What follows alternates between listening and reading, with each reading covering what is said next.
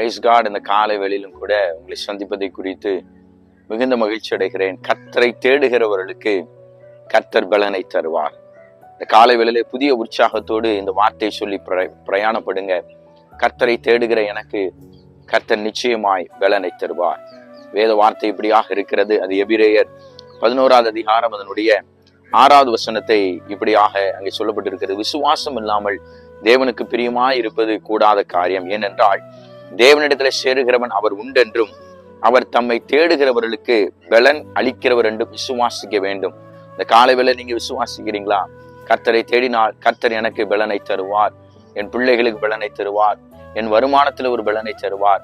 இன்னும் ஒரு வார்த்தை இப்படியாக இருக்கிறது. கர்த்தரை தேடுகிறவர்களுக்கு ஒரு நன்மை குறைபடாது. எந்த விதமான காரியமா இருந்தாலும் சரி, கர்த்தரை இந்த காலை வேளையிலே அதிகமாய் தேட தேட உங்க வாழ்க்கையில வர வேண்டிய பலனை மனுஷன் தருவதில்லை. கர்த்தரே அதை உங்க வாழ்க்கையில முன் நின்று அந்த பலனை கொடுக்க அவர் வல்லவனா இருக்கிறார்.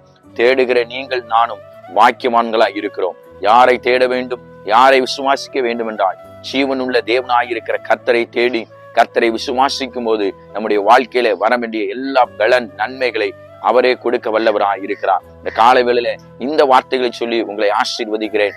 நீங்கள் எதிர்பார்க்கிற பலன் கர்த்தரே உங்களுக்கு கொடுக்க வல்லவராய் இருக்கிறார். கர்த்தர் தாமே உங்களை ஆசீர்வதிப்பாராக. ஆமென்.